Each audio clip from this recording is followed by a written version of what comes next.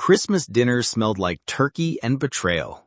The dining room glowed with soft candlelight, the table heavy with roasted potatoes, glazed ham, and Elizabeth's old china, the same plates my late wife had chosen decades ago. But the warmth of tradition couldn't cover the stench of resentment that hung in the air. At the head of the table, my son Michael raised his glass. His face was flushed, his voice sharp enough to slice through the chatter. "Dad," he said, pausing long enough for every guest to turn, "we voted. You're no longer part of this family. Get out of this house." The room froze. Forks clattered against plates. My sister-in-law gasped, and across from me, Emily, Michael's wife, smiled slightly, her red lipstick curling into triumph. I forced myself to smile back, calm, controlled. "Here's a parting gift for you, son." I slid a plain folder across the table. He opened it and screamed. Papers spilled over the turkey platter.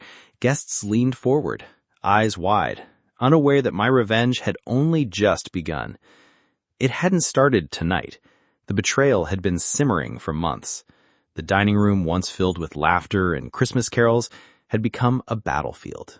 The oak table, scarred from decades of family dinners, now bore the weight of our ugliest fights. Earlier that evening, Michael slammed a folded contractor's estimate on the table. "This house is falling apart, Dad. We need new floors, new furniture. You can't just hoard your money while we're stuck living in this museum." Emily leaned forward, tapping her manicured nails against her wine glass. "It's about progress, Henry. You wouldn't understand." I understood plenty. Their glossy estimate was bloated with unnecessary upgrades, designer furniture, luxury finishes, a leather sectional that cost more than my first car. I raised an eyebrow. "Hoarding? Michael, I paid this mortgage before you were born. What's this really about?" His voice rose, sharp as glass. "It's about you. You're selfish. You think you're some kind of saint, but you're just holding us back." The room fell silent. My knuckles whitened around my fork. I could have shouted, could have listed every sacrifice, the double shifts, the tuition payments, the car I sold to buy him his first beater. But words wouldn't reach him anymore. Emily's eyes gleamed with victory. She'd been waiting for this explosion. Later, alone in my bedroom, I sat on the sagging mattress, Elizabeth's photo glowing in the lamplight. "Liz," I whispered, voice rough, "I gave him everything, but it was never enough."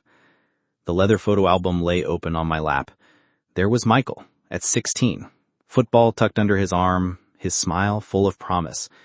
I'd sold my Chevy to pay his college applications. At graduation, I had worked double shifts so he could walk across that stage debt-free. But after Elizabeth died, he drifted. Then Emily appeared, with sharp ambition in her eyes, and my son became unrecognizable. I slammed the album shut. Enough. If they thought I was weak, they were about to learn otherwise. The next night, I sat in the dim corner of the Old Oak bar, bourbon untouched in front of me. Across the table, Tom, an old friend and retired lawyer, listened as I spilled every detail. "They're vultures," he growled. "Think they can peck you apart because you're old? Don't let them." I leaned in. "No more letting them. I want this clean, legal, ironclad." Tom's grin was dangerous. "Good. Hit them where it hurts. Money, pride. Find their weak spots. You've still got the sharpest mind I know." I nodded, already planning.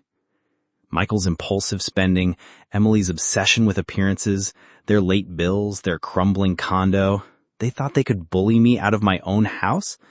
They had no idea who they were messing with. In the kitchen late one night, I combed through their messy pile of bills and receipts. Credit card debt, missed mortgage payments, Emily's $2,000 handbag, a spa membership, a wine subscription. Their greed was a house of cards, and I was ready to pull the first piece. My phone buzzed. Michael's shadow appeared in the hallway. "Dad, what are you doing up?"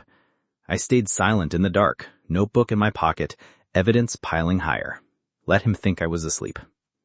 Later at John's law office, another old ally, I laid it all out. "You're serious about this, Henry?" John asked, scanning the papers. "They crossed the line. I'm taking back what's mine. Together we drafted a new will, cutting Michael completely out. We froze joint accounts he'd been leeching off of for years, and we secured the house in a trust, untouchable without my consent. By the time I left, my folder was heavy with documents, eviction notices, bank forms, transcripts of recorded conversations, every page a nail in their coffin. Word spread fast. My sister-in-law texted, "Michael says you're not well. Call me." They painted me as sentile, unstable, a danger to myself, even invited relatives to a Christmas dinner, planning to humiliate me in front of everyone. But thanks to Sarah, Elizabeth's old friend, I knew their plan before they executed it. "They're going to announce guardianship," she whispered over coffee, her eyes wide. "Say you can't manage your affairs. They want the family on their side." I smiled, calm.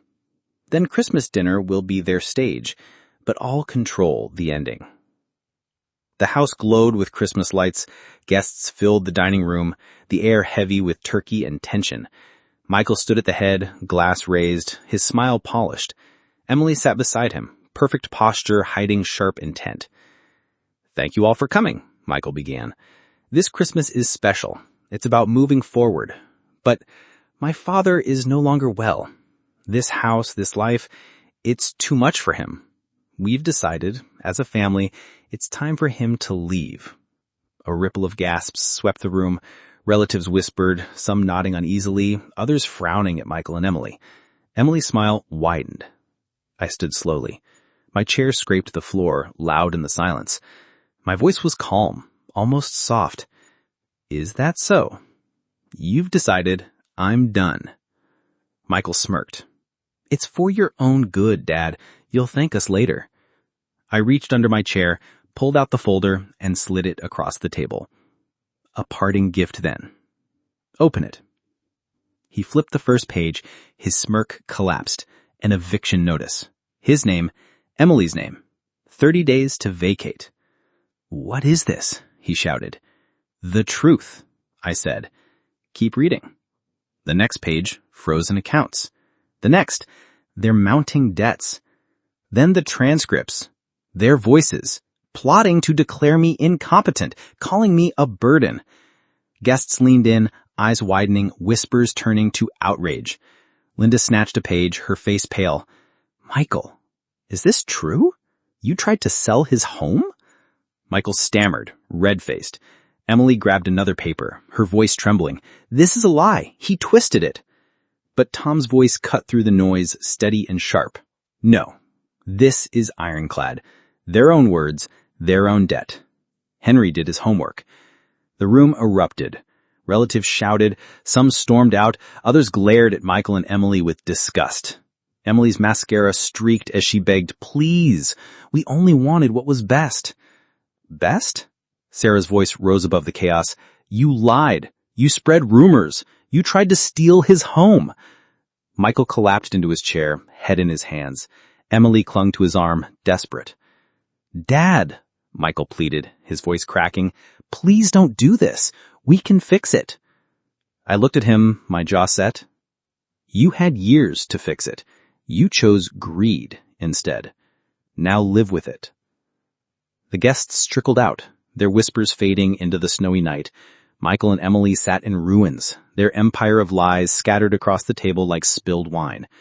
I walked to the living room, paused by Elizabeth's photo, and straightened the frame. Her smile steadied me. By January, the eviction was final. The house, my house, sold to a young family who would fill it with new laughter. Michael and Emily vanished, their names now tied only to debts and disgrace. I moved into a small apartment overlooking the Chicago skyline. The walls were bare, the furniture simple, but it was mine. At my desk, I wrote one last letter. "Michael," I wrote, "I forgive you. Not because you deserve it, but because I need to move on. Goodbye." I sealed the envelope, slipped it into my coat, and stepped into the snowy night. The city lights blinked ahead, full of possibility. They thought they had destroyed me, but I was still here, still standing, and finally, free.